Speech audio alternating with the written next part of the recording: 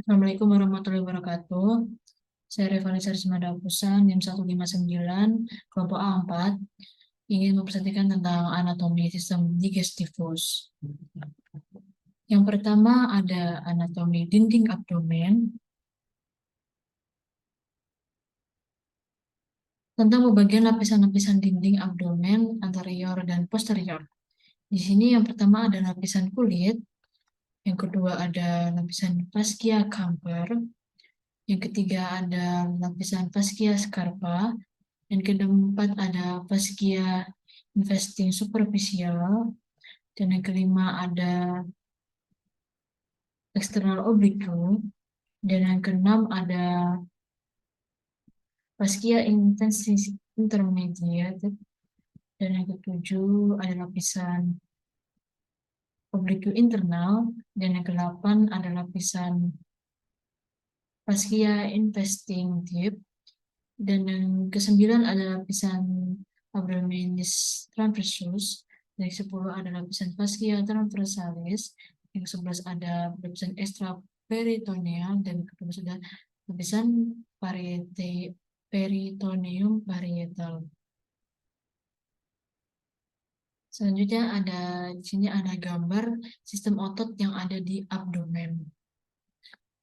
Jadi organ intraperitoneum adalah organ yang terletak di dalam membran peritoneum dan dibatasi oleh peritoneum. Beberapa contoh organ intraperitoneum adalah lambung, limpa hati bulbus duodenum, jejunum, ileum, kolon transversum, dan kolon sigmoid. Sementara itu, organ retroperitoneum adalah organ yang terletak di belakang ruang intraperitoneal dan tidak dibatasi oleh peritoneum.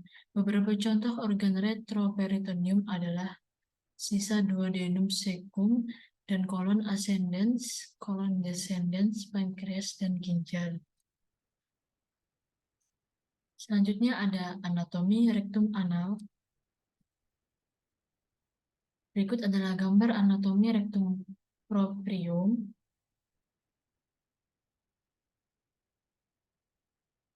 Di sini ada sisi luarnya terdapat flexura sacralis dan flexura perinalis atau flexura anorektal.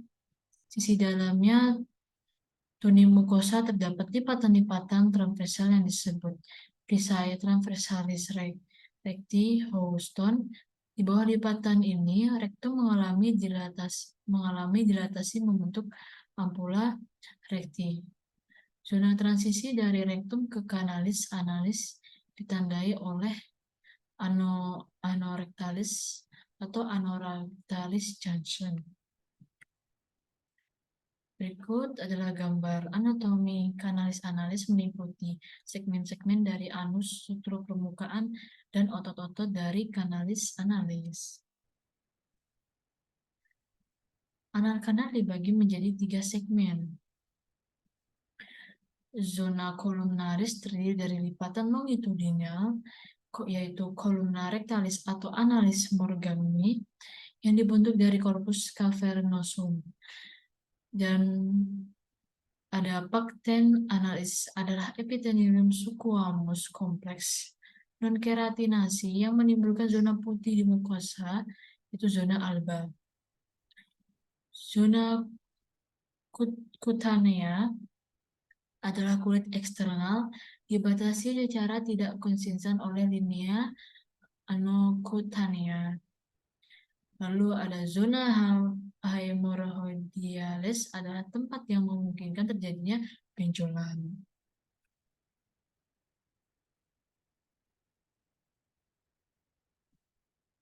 Lalu ada 3 bagian permukaan yang dijumpai, yaitu pertama ada kolumna rectalis atau analis morgani, merupakan 5 atau sampai 10 lipatan tunika mukosa longitudinal superior.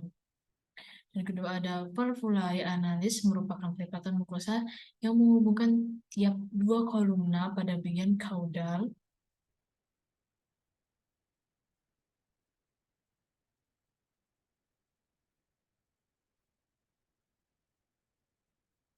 Lalu ada yang ketiga sinus rectalis, merupakan jengkungan di antara valvulae anales. Lalu ada otot-otot sphincter, ada musculus sphincter ani interus yaitu pada di otot polos, musculus corrugator ani pada otot polos, musculus sphincter ani externus di otot skelet, dan musculus puborectalis yaitu otot skelet bagian musculus levator ani.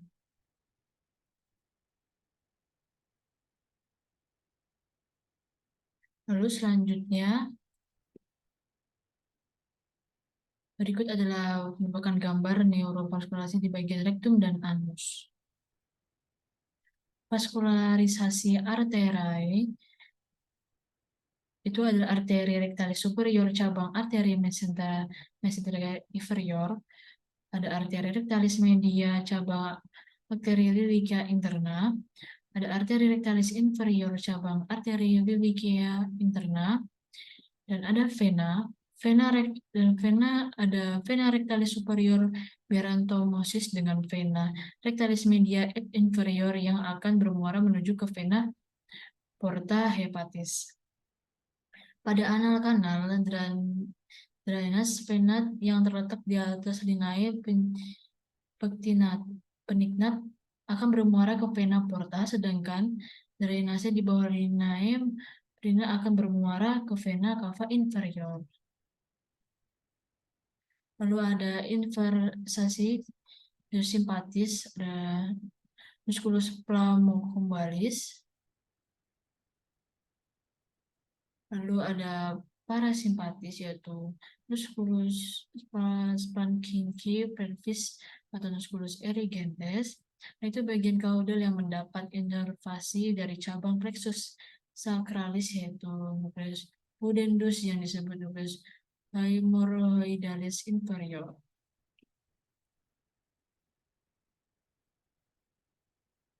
Lalu selanjutnya ada anatomi peritoneum. Peritoneum merupakan membran serosa yang melapisi dinding-dinding abdomen dan rongga pelvis serta meliputi visceria. Ini adalah bagian gambar-gambarnya, strukturnya.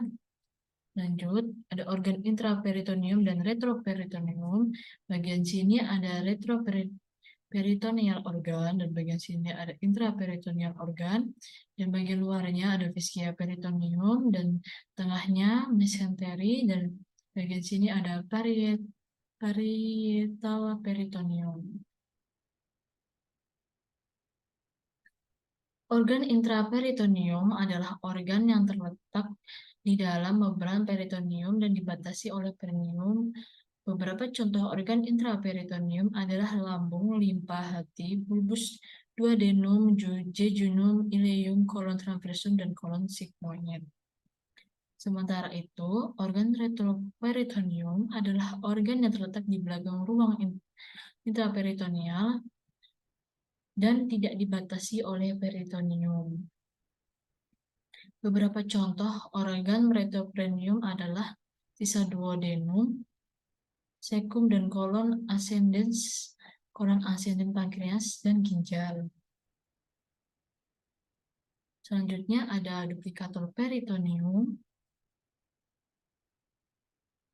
yaitu melekatkan viscera intraperitoneal ke dinding abdomen posterior. Contoh, kolon mesokolon, incisium tenuum mesenterium. Mesenterium menghubungkan jejunum dan ileum dengan dinding posterior abdomen. Mesokolon transversum menghubungkan kolon transversum dengan dinding posterior abdomen. Mesokolon sigmoideum mendekatkan kolon sigmoideum pada dinding abdomen. Appendix yaitu mesoappendix atau mesenteriolum. Ada ligamentum peritonei itu melekatkan antara organ yang ke dinding posterior abdomen dan dapat membentuk bagian dari omentum hepar. Ligamentum falciform dan ligamentum hepatoduodenal dan ligamentum gastrohepatik. Dan lalu ada gaster. Gaster itu ada ligamentum gastroplenica dan ligamentum gastroplenica dan ligamentum gastrocolica. Selanjutnya ada duplikator peritoneum, yaitu omentum major. Berasal dari mesenterium dorsalis, merupakan lipatan peritoneum yang melekat pada curvatura major gaster dan duodenum pas superior. Disusun oleh ada 4 ligamen, yaitu ligamentum gastroplenica, ligamentum gastrocolica, ligamentum gastroplenica, ligamentum splenorenal. Terdapat 2 arteri dan vena yang berada pada omentum majus, yaitu gastromentalis dextra dan gastromentalis sinistra atau epiploica. Omentum minus berasal dari mesenterium ventralis yang melekatkan curvatura minus gaster dan duodenum pas superior menuju fascias inferior dan hepar. Disusun oleh ligamentum hepaduodenal dan ligamentum gastrohepatica. Selanjutnya ada gester sac, lesser sac, dan foramen misubel. Gester sac adalah bagian terbesar dari peritoneum cavity yang dibagi menjadi 2 kompartemen oleh mesenterium colon transversum, dikenal sebagai 6 mesokolon transversal, yaitu suprakolik dan infrakolik. Kompartemen suprakolik terletak di atas mesokolon transversum dan berisi gaster, hepar, dan lien. Kompartemen infrakolik terletak di bawah meskolon transversum dan berisi intestinum tenuae, kolon ascendens dan descendens. Kompartemen infrakolik dibagi lagi menjadi ruang infrakolik kiri dan kanan oleh mesenterium, incisium, tenon. Dasar sac terletak di posterior lambung dan omentum minus. Hal ini memungkinkan lambung untuk bergerak bebas melawan struktur posterior dan inferiornya. Bursa omentum terhubung dengan kantung besar melalui lubang di bursa omentum foramen epiploica Winslow. Foramen epiploica terletak di posterior tepi bebas omentum minus atau ligamentum hepatoduodenal.